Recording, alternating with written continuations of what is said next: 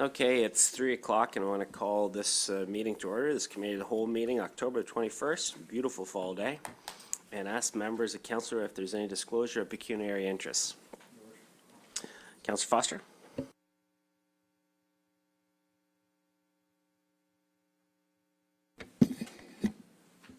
I'd like to declare a conflict on item 7.3 because I own property in the immediate vicinity. Okay.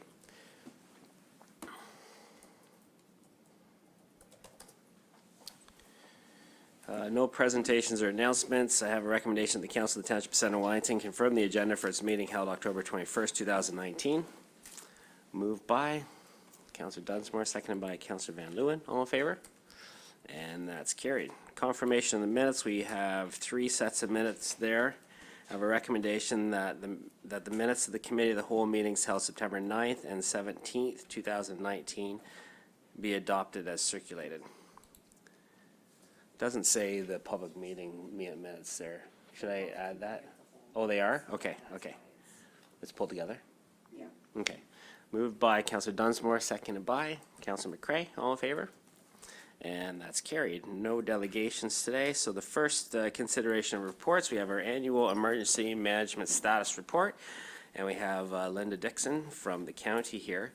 There's also in the appendix, the information items, there is also a full report from Linda as well. So if any members of council had questions about that reports, that's included in your information items, ask Linda now too as well after she's done her presentation, because then she doesn't have to stick around for the entire committee of the whole meeting.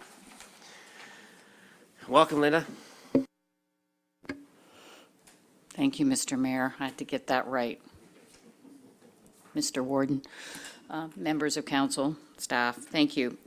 So what's before you? Here, it's that time of year. It's hard to believe that we're closing in on the end of 2019, but partly why I'm here, because we're wrapping up our required program elements for 2019, and that's really what's in this report. I don't have any additional enhancements noted in the report for you today. It's just how we have satisfied, and that we have satisfied the requirements of the Emergency Management Civil Protection Act.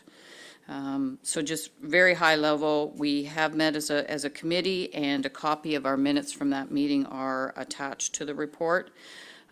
We are undergoing a review of the emergency response plan, and I've had the opportunity to meet with doing some really high level combining of information. I've met with all of the communication officers, including Kendra. I actually met with the treasurers today. I'm looking at high level evacuation policies, updating those in the plan. And then the other big piece that I'm trying to put some policies in for is debris management. So that's what is looked at for the emergency response plan, and I hope to have something for the program committees to look at in early 2020, and then bring forward to councils in later in the year. Training, I think we're pretty much wrapped up. We've got a little bit of training left to do, but for the most part, our training is complete for this year. We did our exercise early in June. And we kept Dan very busy through that exercise as well. Great exercise. You'll see a copy of the after action report as well.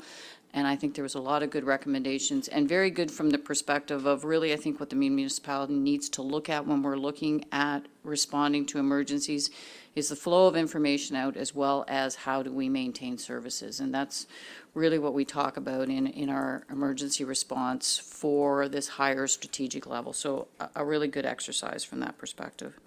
A number of public education pieces you can see from the report as well. Heather's had put forward, actually Heather's put that together for us, and I've just included that in the report. And we're working through the do one thing a year, trying to focus on targeted information pieces throughout the year. So unless there's any questions, that's kind of a high level overview of the report. Thank you very much, Linda. Questions from council? Councillor McCrae? Thank you, Mayor Lynn.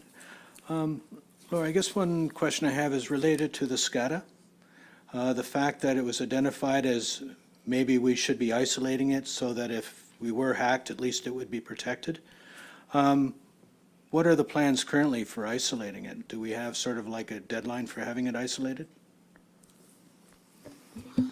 I'm looking at Colin, and he and I are both kind of, I know from our discussions in the planning phase with IT, and I believe that the water department actually did a similar exercise yesterday on this. There is some discussion about putting it into a cloud-based system. Where it's at right now, I don't know, but I know that was a good consideration at the time that we were doing the exercise. I don't know if there's testing, but that's something for IT, unless Colin has something further. Yeah, through Mayor Linton, I don't have any updates right now, but I can get back to you, Councillor McRae, with that information. Councillor McRae? Just further to it, I'm just wondering, is this something that we want to consider for a 2020 budget, to have this information come forward? My concern is knowing what SCADA does, it sounds like something that we should really be focusing on isolating. Yeah, so we are working on implementing the kind of the recommendations coming out of our emergency exercise. And I just want to double check that we do have the cap. I do believe there are capital funds allocated for that. I'll need to go back and check back at the office. So I'll get back to you maybe over email after, then I'll send it to all the council if that's all right. Yeah. Okay, great.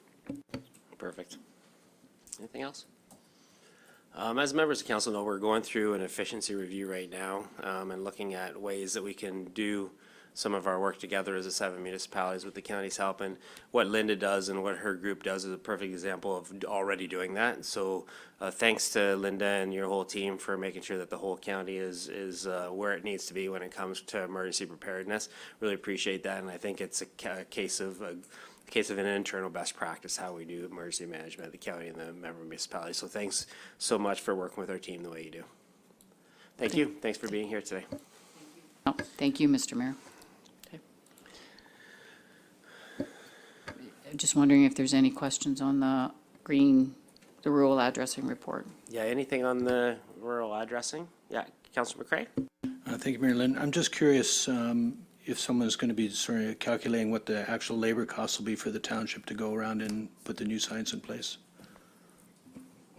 That's a good question. I'm not sure if that was, has there been any discussion between the county and the town about the cost for this? So we haven't had any formal discussions at this point in time. It was, I think as you can see in the report, it was something that was brought forward through one of the other member municipalities. And we're exploring the options of keeping things consistent throughout the county as we do this from a mobile public perspective. Bringing it forward to councils for consideration. So your point is well taken, and that's the kind of stuff I'm looking for. So I'll take that back, and my plan is to kind of see what falls out of these reports and information, and then we'll compile look at some things and try and find some answers for you. Okay, thank you. And just to add on to that, I can't imagine that that's not going to be something that comes up in county council when we bring this forward. That's going to be a discussion point for the other mayors for sure.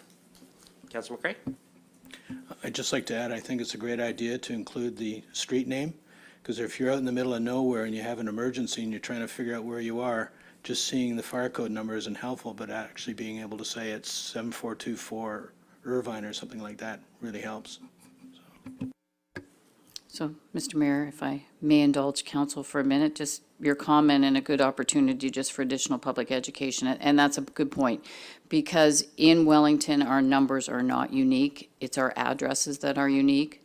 So it's the number along with the street name and the municipality that combines to make a unique address. And I think, as you said, having that additional layer of information, particularly for the boots on the ground when they're out when they get a call and they're getting it from dispatch and they're not 100% sure, it's more helpful, plus for the traveling public when they're calling in. Anything else? Okay, I have a recommendation that the Council of the Township of Center Wellington accepts the annual status report on the Township's Emergency Management Program for 2019. Move for that, Councilor McRae, seconded by Councilor Foster. All in favor? And that's carried. Thank you very much, Linda. 7.2, rezoning application, Middlebrook Road in Pilkington, and we have a report from our planner. Welcome, Brett. Thank you, Mayor Linton. This is a farm surplus or farm dwelling surplus severance. It's at 7432 Middlebrook Road. Results from a severance application, which was B-11818 at the county. We held the public meeting on September 30th. We haven't had any objections, and the Conservation Authority and the County of Wellington both said they don't object. So the bylaw is here to implement the condition about not having a residence on the farm property that remains. Okay, thanks, Brett. Questions from council? Okay, I have a recommendation of the Council of the Township of Center Wellington approve application RZ08/19 and a bylaw to amend bylaw 2009-045 be given 3 readings. Mover for that recommendation, Councillor McCray, seconded by Councillor McElwain. All in favor? And that's carried. Heritage permit application. Are you taking that one? I'm taking this one. Because you're not Mariana. I'm not Mariana. Okay. She's on holidays. So this is a heritage permit application for 260 Bridge Street in Fergus. There's currently a detached garage, and the owner has applied to demolish the garage and replace it with a new one. Went to the Heritage Committee on October the 8th, and they recommended approval subject to some conditions related to looking at the exterior materials prior to a building permit being issued. But this is the first step that's needed before the existing garage can be demolished. Thanks, Brett. Questions from council? Thoughts from council? Okay. Again, I want to thank the Heritage Committee for going through and providing some pretty practical, good advice here.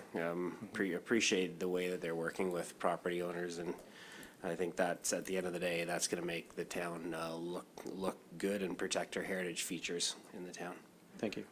I'll make sure that gets passed on.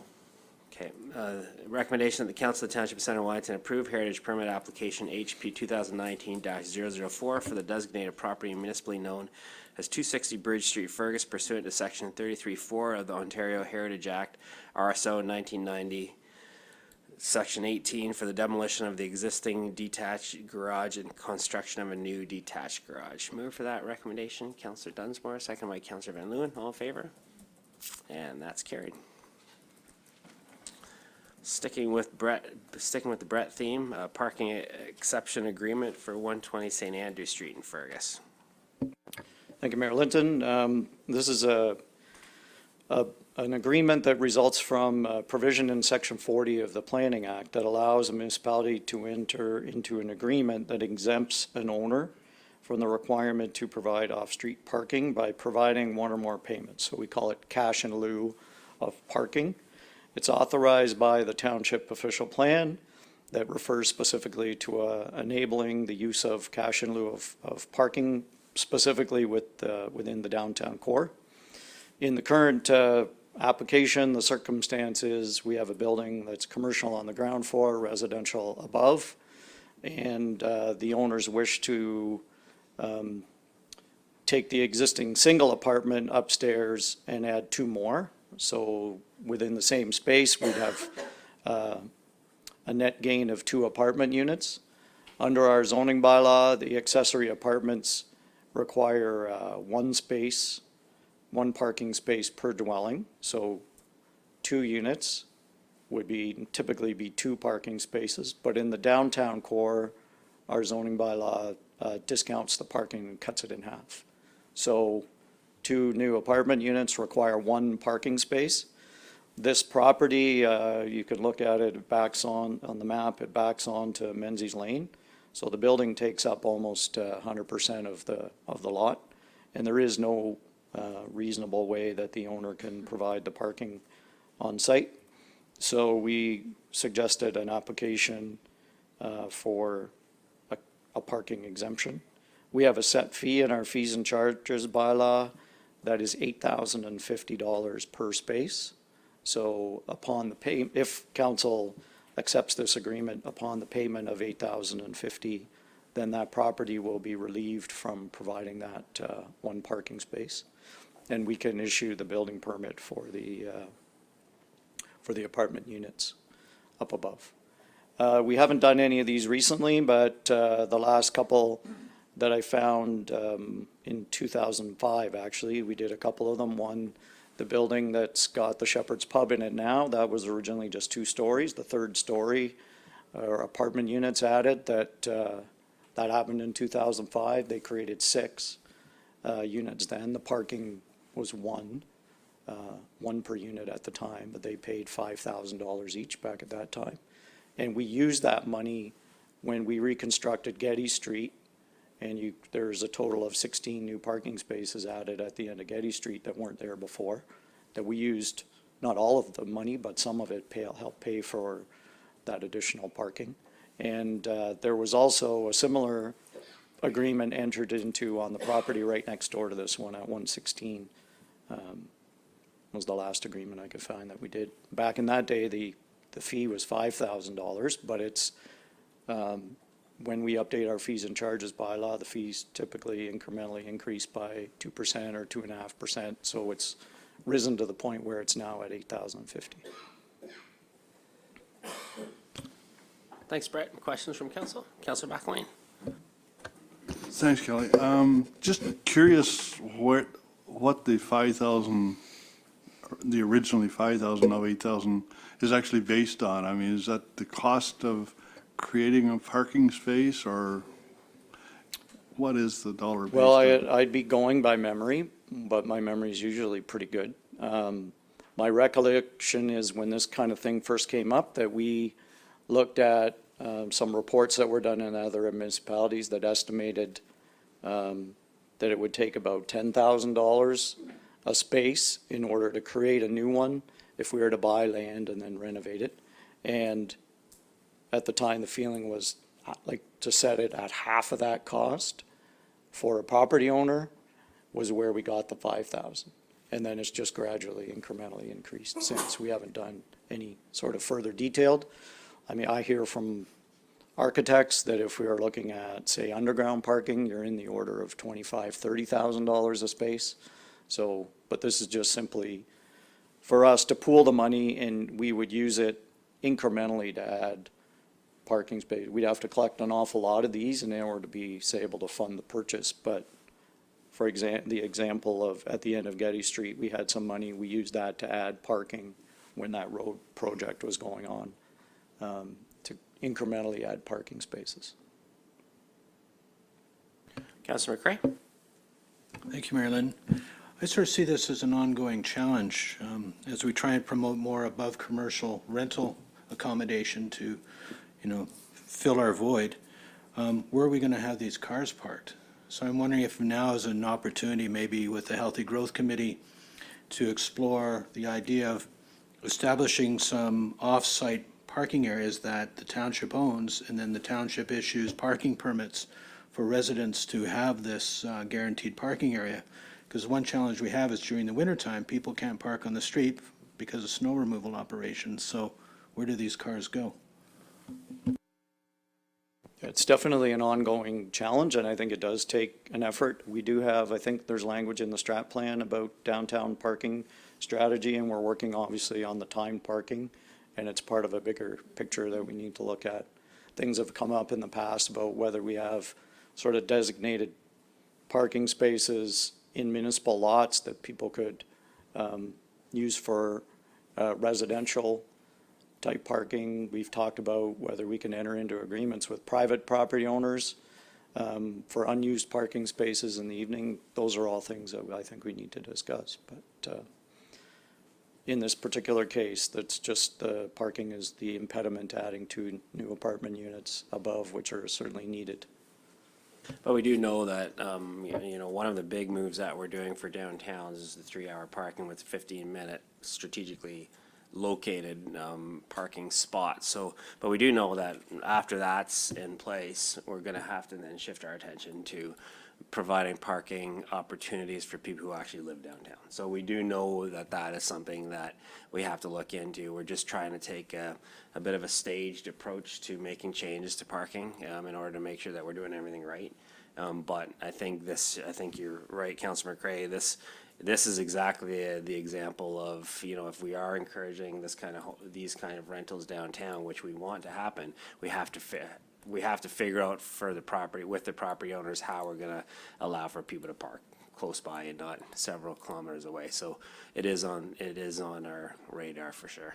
Andy, did you want to add to that? Just to add, so we do have parking currently for permitted, or it's not permitted, but we allow them is by the LCBO and over in Victoria Street parking lot that temporarily will continue for a few years. So we do have those, and those are for the interim. We've talked about the Elora Community Center for those as well as for business owners permitting and things of that nature. So there are some, but we agree we need to be looking at future additional ones. Councillor Foster? Thank you, Your Worship. Question for Dan. Dan, do you know the balance of the parking reserve account? It's currently sitting at approximately $27,000. Councillor McCray? Just for the CEO Goldie's comment, I think it would be helpful to even consider some sort of signage or something that landlords could give to tenants that here are the places where you can park. And while you've identified places in Elora, do we have those similar places in Fergus? Yeah, the parking lots are that, so all the residents use the parking lot beside the library, as well as the Wellstage Station, as well as we have the other two parking lots up by the curling club. So those are communicated out. And that, again, is a challenge for our crews in the wintertime for snow plowing. But that is that we allow them to park in our parking lots.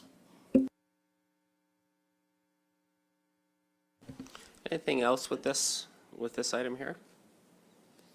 Okay, I'll read the recommendation that the Council of the Township of Southern Wellington authorize the mayor and clerk to execute a parking exemption agreement regarding 120 St. Andrew Street West in Fergus. Mover for that recommendation? Councillor Foster, seconded by Councillor Dunsmore. All in favor? And that's carried. Thanks, Brett. Moving to 7.5 source protection, proposed chloride management policies for Southern Wellington and Wellhead protection areas.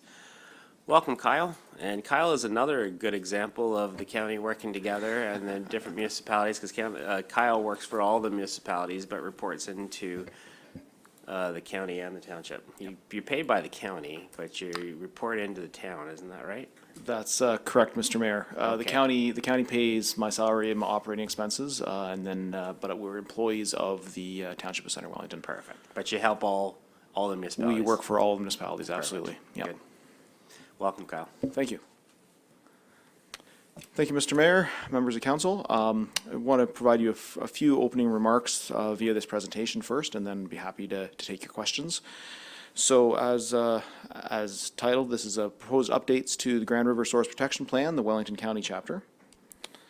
So there are actually two documents I'll be talking about today. One is the assessment report, and the other is the source protection plan. So the assessment report is really, I kind of phrase it as the whole thing anyway, as the 1,200-page executive summary of all the technical reports that have been done.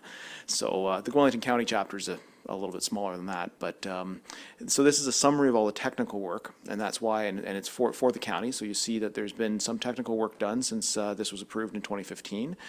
There's the first bullet pertains to Guelph Aramosa, the Rockwood and Hamilton Drive systems, and then the next bullet pertains to the Fergus and Elora wellhead protection areas, vulnerability scoring, threats and issues assessment, including the delineation of 3 new issues contributing areas for chloride and trichloroethylene in Elora and Fergus. And I'll walk you through the maps in one slide. And there's also overall through the document, there's also an opportunity to update some methodology, some terminology, and some typographical errors at the same time.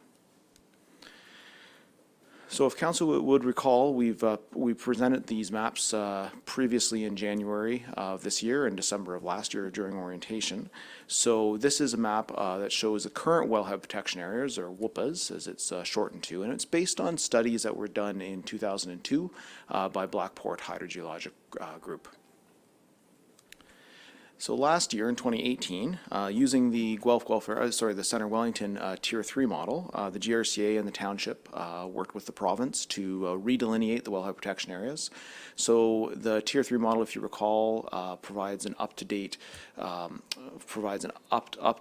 understanding of the hydrogeology and the geology in the area, as well as provide us an opportunity to update pumping rates, both current and projected.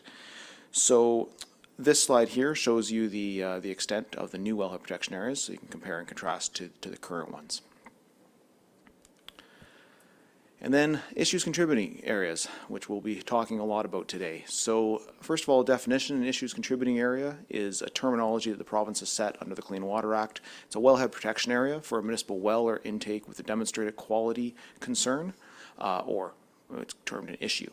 So this concern or issue is either an exceedance of the Ontario Drinking Water Standard or the aesthetic objectives, or an increasing trend for a particular chemical parameter. So if you recall, when we discussed this last, we talked about chloride in well E3, which is in Elora, at first line, and chloride in well F1, which is the Queen Street well in Fergus, and then also trichloroethylene, which is the short form TCE, also in well F1 in Fergus. So these green areas you see on the map are the 25-year time of travel for the municipal wells, and that's for well E3 and well F1. And they look a little different than what you see in the wellhead protection areas if you compare and contrast the maps. And that's for two reasons. One, these are the individual capture zones for that well, whereas the other ones are combined with all of the wells, and so there's a little bit of merging of lines that happens in the wellhead protection, in the other wellhead protection area maps. And the other thing that we did here is it's both the current and the future pumping rates that are used in delineating these to be kind of most protective, given that we already have quality concerns or increasing trends in these wells. And then lastly, there is a little bit of a TCE green area that you see showing on the bottom end of the map, and that's actually the 25-year time of travel reaching up into the southern part of the township from the city of Guelph. A couple of their wells on the north end. So that summarizes the updates to the assessment report. We'll now talk about the source protection plan updates. So the delineation of these new chloride ICAs, or issues contributing areas, triggered a review of policies related to chloride.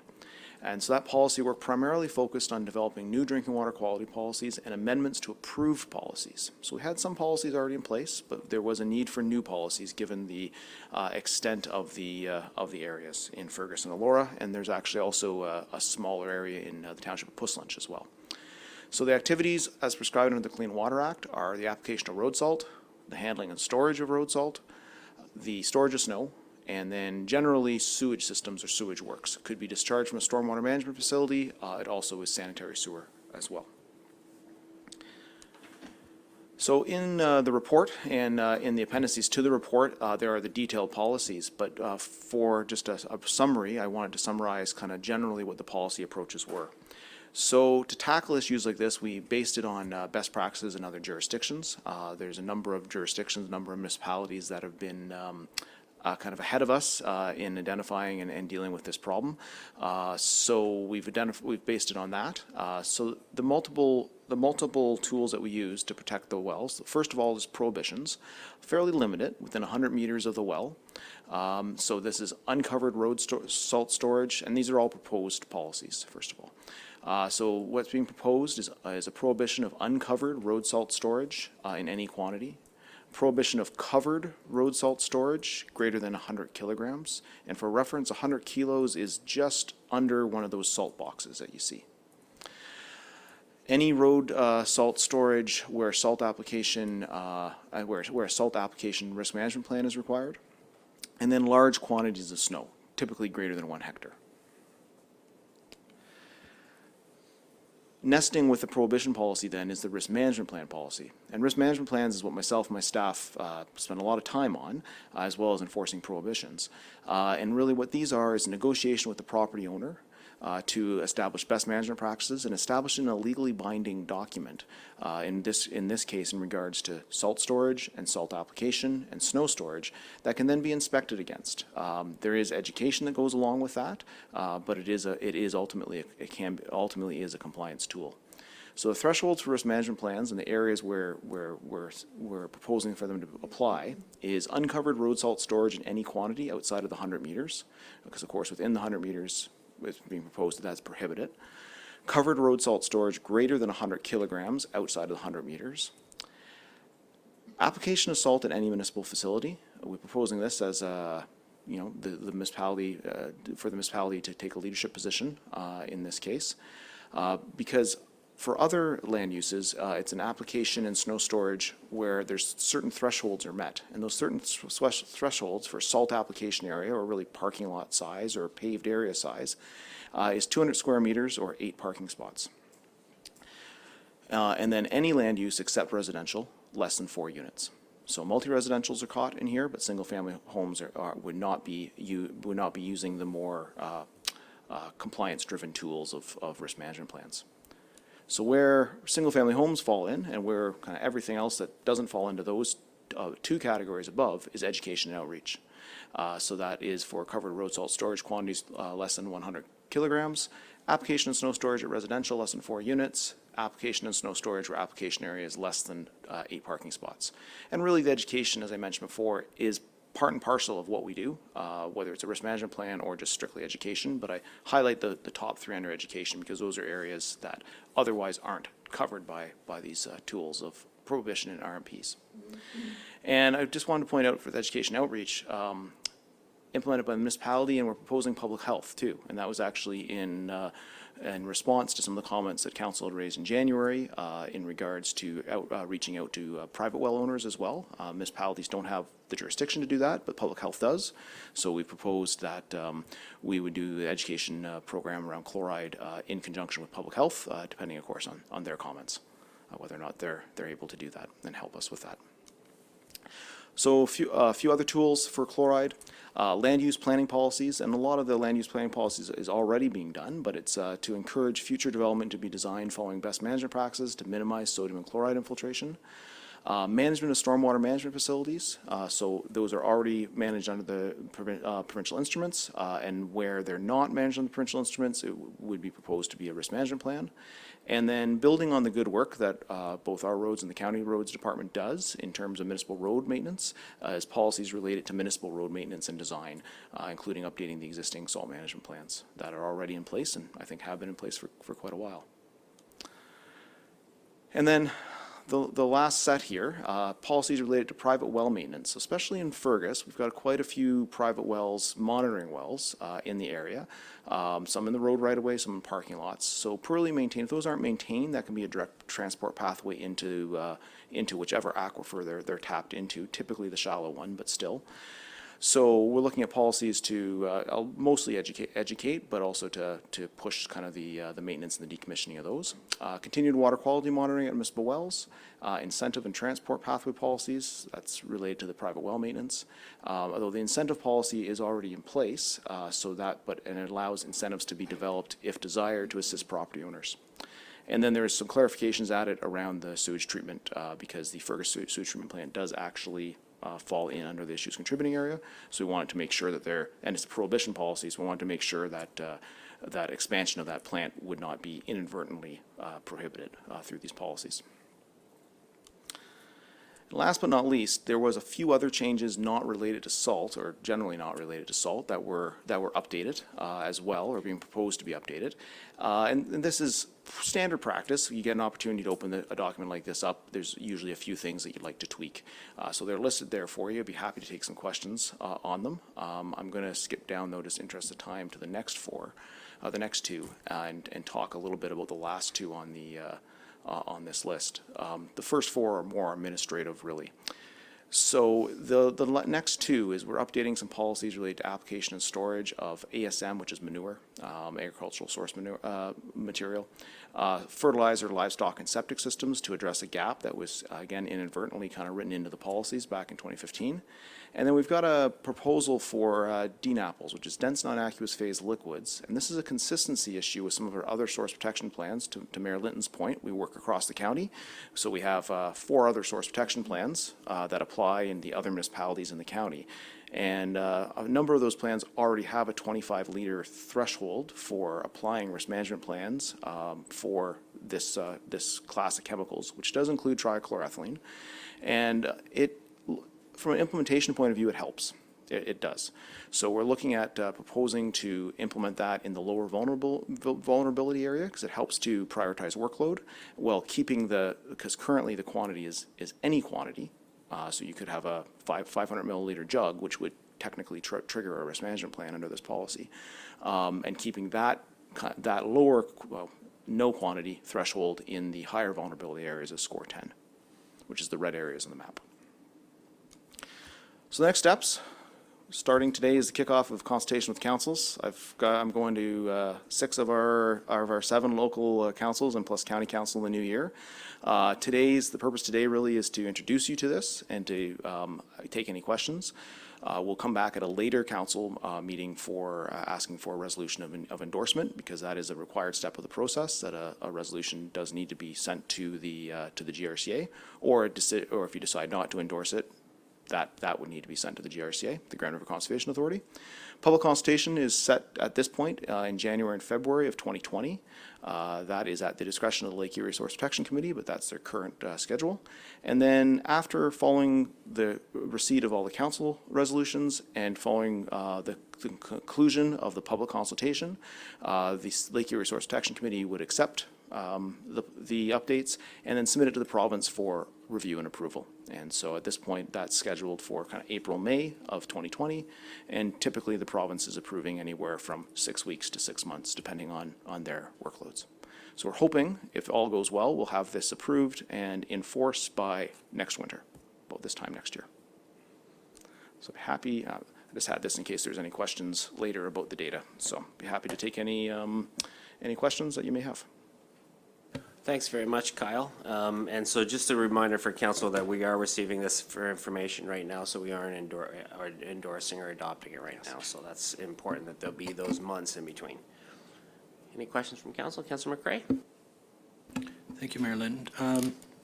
Kyle, thank you. You answered some of my questions. Perfect. During your presentation. But I'm just wondering, going forward, would it be appropriate if we have additional questions to submit them to Kyle and then he can respond back and copy all the councillors on the responses, just to educate us all on source water protection? Yeah, that's a good question as far as process. Does that work for you? Because you're going to be doing it with all 7 municipal councils and county councils. So does that process work for you? Thank you, Mayor Linton. Yes, that would work for me, for sure. Perfect. Councilor McCray? Thank you, Mayor Linton. Kyle, is it possible to pull up one of those WEPA's diagrams, please? If, for example, that, just to understand how that works. So seeing that chloride tail for Elora, does that mean that that is the area that is most susceptible to anything that was to drop in the ground up by Side Road 5? Could basically transport down within 25 years to that area? Yes, through you, Mr. Mayor, that would be the concept. One thing to remember with any of the WUPAs is they are predictions based on the best available science in our computer model. So how they do that is they release water particles, simulated water particles in the model, both forwards and backwards based on the pumping rates, and then they track them and they draw around those tracks to get the wellhead protection area. So what you've got there is most of the water for well E3, which is the issues contributing area that you're referring to. I don't know if I can, oh no, it doesn't work. Is actually local to the well, is in and around the 5-year time of travel, so south of the river, which logically is what you'd expect.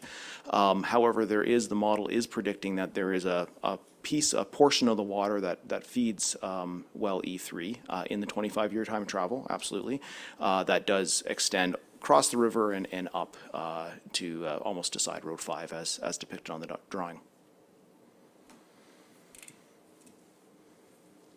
Councilor McCray? It just seems odd that it's just a very narrow strip, so it's like there's a crevice or something that it's flowing in, or? Yeah, through you, Mr. Mayor, I would agree. We definitely questioned it as well when it came back from the modeling. It's based on the hydro G interpretation. It may not be a crevice necessarily, but it may just be a higher permeable area that's modeled in the model based on borehole logs and data in that area.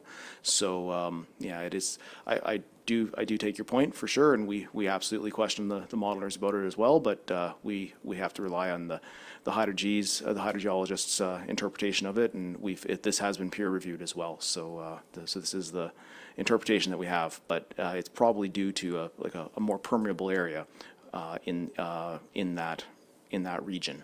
And I did reach out to Sonia Stranaka, who's the GRCA hydrogeologist, this morning, actually, because I did receive your questions, and thank you for that. And she did just kind of confirm the explanation that I just gave you. And really, the majority of the water, she did stress, would be coming local in kind of around the 5-year time of travel south of the river. But there is a portion that, due to probably a higher permeable area, that is coming in that little sliver, or at least is simulated to come in that sliver. Councillor Van Leeuwen? Thank you, through you, Mayor. Kyle, when we do the public consultation, or when you go out to the public, will you also be targeting, for example, landscapers and direct mailing to certain ones? Because it seems that sometimes you get public consultation, but when you really need them, they're the busiest, and they don't really see what's going on. So do we target some of those really key people that could be storing salt and different things? Yeah. Thank you. Thank you for the question. Through you, Mr. Mayor. Yeah, that's absolutely a great idea, and that's part of why we're doing the pre-consultation at this point, ahead of the public consultation, so we can get some suggestions from council about how best to reach out. Yeah, that's something we can absolutely do. The public consultation notification is done by the GRCA, but we feed the address information into it and the list of companies. So, yeah, that is definitely on our radar to identify. And if there is companies in particular that anybody has ideas on, then please pass them over to us. Councillor McCray? Thank you, Mayor Lynn. Kyle, regarding the sort of 25-liter set target for Dean Apple. Yes. Is there any policy in place that vendors who sell it are supposed to let source protection officers know who's bought it so that you can then reach out and educate as to how it should be handled? Yeah, through you, Mr. Mayor. Yeah, that's a great question. Unfortunately, no. That hasn't been something that's been easy to kind of implement. We have been reaching out to vendors. You've sort of got two. When I think about Dean apples, dense non-aqueous phase liquids, there's sort of two groups within that I kind of think of. One is the more pure product, in which case there really is limited use of that in our wellhead protection areas. This is the more pure trichloroethylene, perchloroethylene, and there's a very kind of limited number of users that are using it.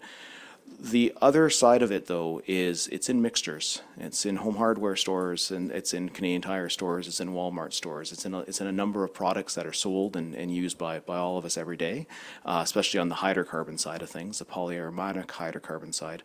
So we do work with the stores in terms of their own storage and risk management plans, but we haven't really gone to that next level of asking them to sort of track sales and let us know, because there is actually a fair bit of it in terms of mixture form that is sold. Now, that's also smaller quantities, hence sort of the 25-liter side of it. Councillor McCray? In terms of the pure, sort of the TCE, large quantities of it, is it tracked and somehow relayed back to you? Who's purchased that, so you know who the users are? So, no, through you, Mr. Mayor, no, it's not. How we handle that is actually site visits through the companies in the wellhead protection areas. Typically, large quantities you'd expect to see at an industrial or commercial facility. So, we've been going into the actual firms themselves, doing boots on the ground, eyes on, looking for the chemicals and we've countywide, we've completed hundreds, high hundreds of these site visits between ourselves and our consultant. And there's not a lot of, in pure form, trichloroethylene or perchloroethylene being used that we found anyway. So it does tend to be, that side of it does tend to be more of a historical use. A lot of industries have gotten away from it, used to use it, but have gotten away from it. There are known carcinogens.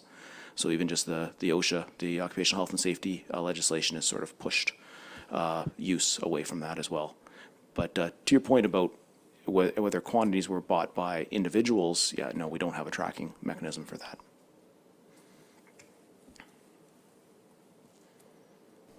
Anything else from council? Okay, so any other comments, any thoughts that you have, make sure you forward them on to Kyle, because we have a few months for this. Recommendation that the Council of the Township of Center Wellington receive as information an update from the risk management official and the source protection plan related to proposed policies for the handling of chlorides in Center Wellington wellhead protection areas. Can I have a mover for that? Councillor McCray, seconded by Councillor Dunsmore. All in favor? And that's carried. Thanks, Kyle. Moving on to 7.6, minimum maintenance standards regulation update. And we have Rob Rosso here, Manager of Public Works. Welcome, Rob.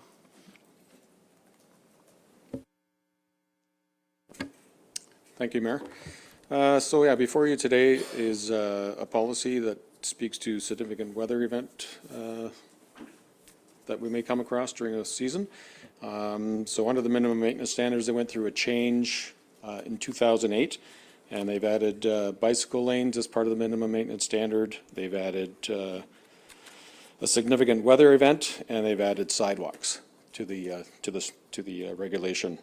So with respect to the significant weather event, this essentially what this does is if we have a significant storm come through the municipality, such as we did back in February of this year, we could declare a significant event, and that essentially stops the clock until the storm has gone through, and then we can send our staff back out and meet the minimum standard timelines to deal with the snow or the ice storm that has come through.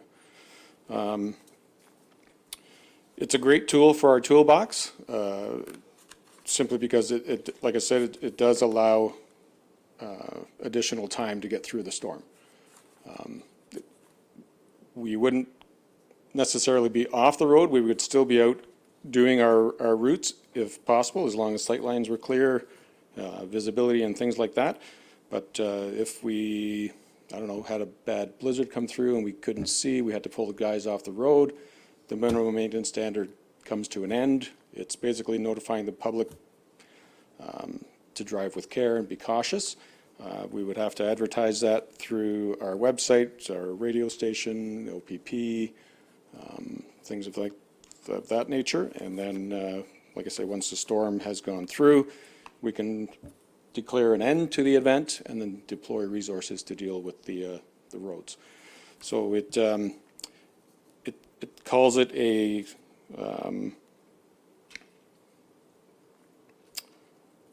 the roads are declared a state of repair.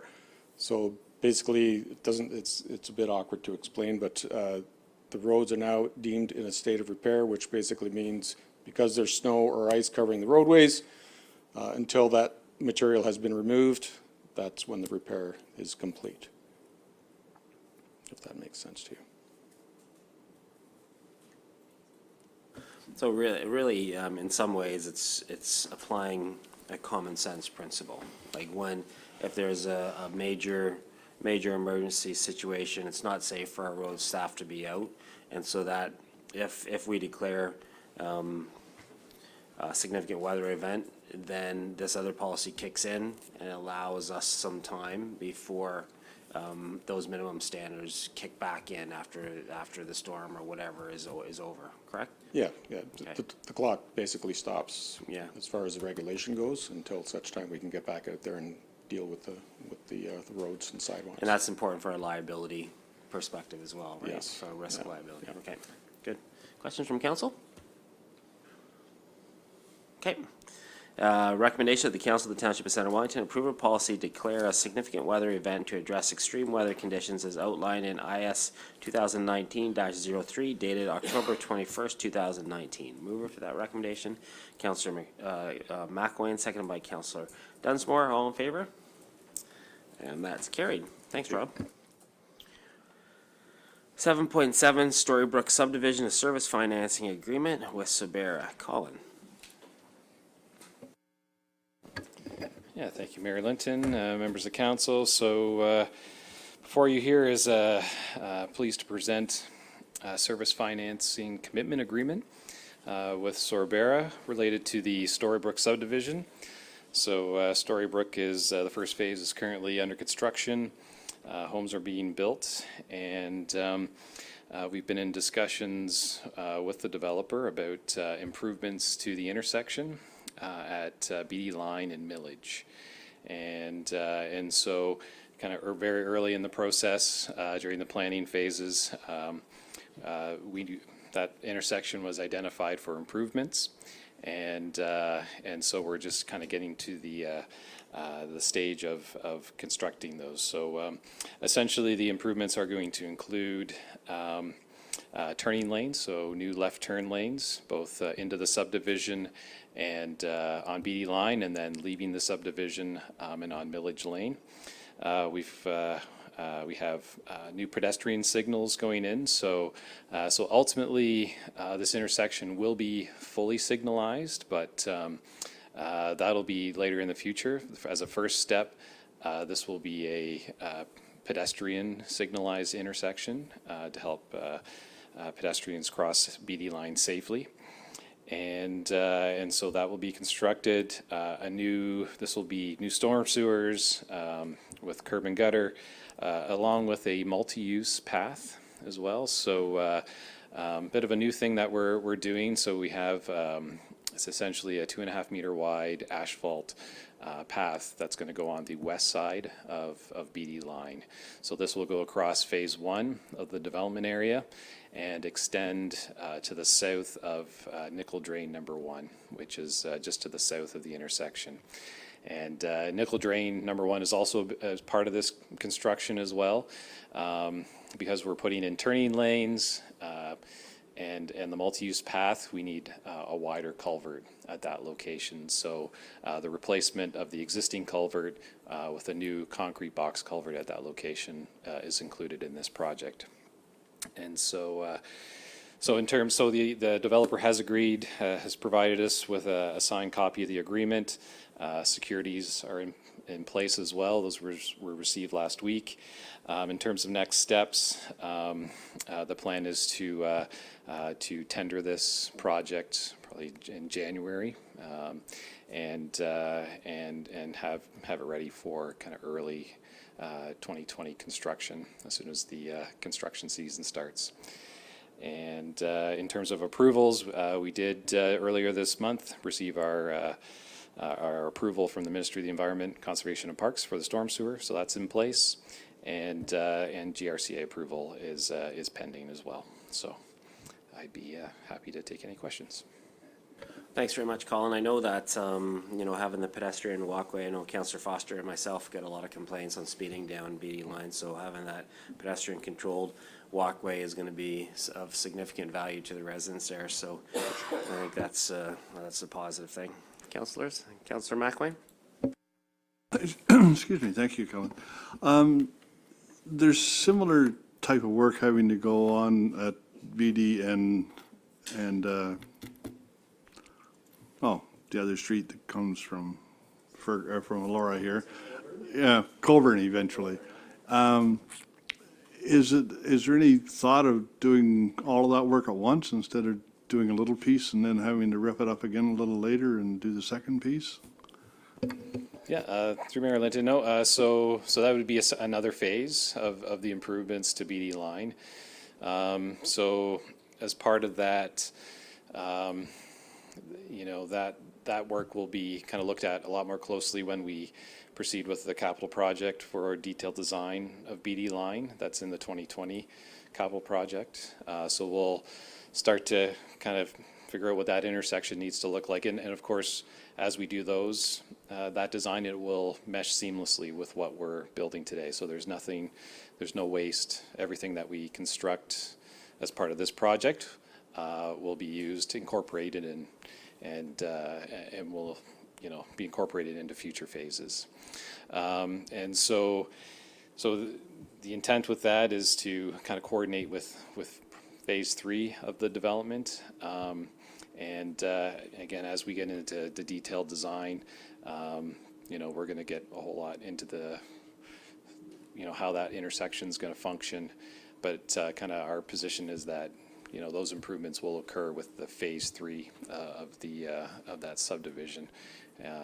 And yeah, it won't proceed at this time. So it'll be part of a development charge funded project at a future date. But just to clarify, we're not going to be building something, ripping it out, and doing something different. No, not at all. Okay. Councilor McCray? Councilor McCray? Thank you, Mayor Lynn. I'm just curious, the multi-use pathway, ultimately, how far will it actually extend along BD line? Yeah, so the multi-use path will link the subdivision lands and essentially continue south on BD line to the Alorta Cataract Trailhead. That's at Hill Street essentially. So even as we're reviewing things like Trailside Medical, that going on the Trask property, former Trask property, just north of the trailhead, you know, that's going to have a similar kind of look and feel across that frontage. So, and I think there is opportunity to extend, maybe it's a sidewalk, maybe it's not the multi-use path, further to the north. There is the sidewalk on the west side coming from Beatty Hollow, comes down to Side Road 18, I believe. And there's an opportunity, I think, to extend the sidewalk. It comes down to Side Road 19, and there's an opportunity to extend the sidewalk on BD line to Side Road 19 as well. The individuals at the town hall last week would have been pretty pleased to hear that as well. Yeah, Just that we're thinking about the interconnectedness of trails and sidewalks and that kind of stuff. I think that's really important, that's part of all these projects. Councillor McLean?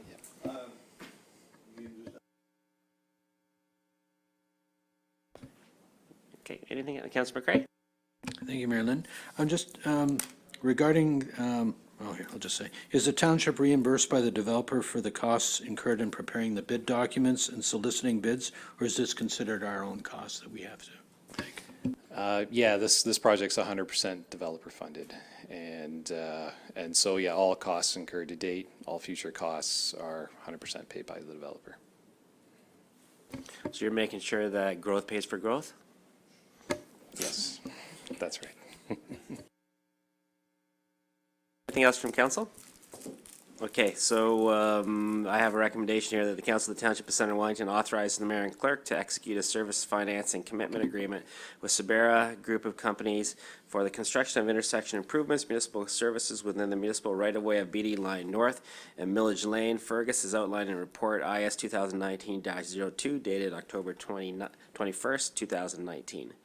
Move for that recommendation.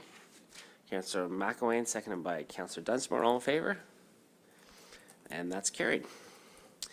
Okay, so section 8, we have a series of information items. The first one, Linda's no longer here, so don't ask any questions about that.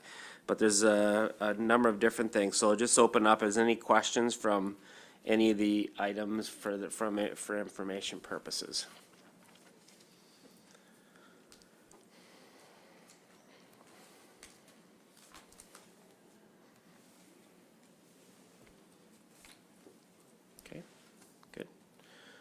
I don't know, motion, we're done, motion to adjourn. I don't know what to do now.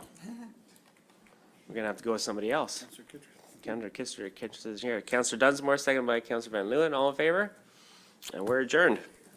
Have a good rest of the afternoon, evening. And go vote.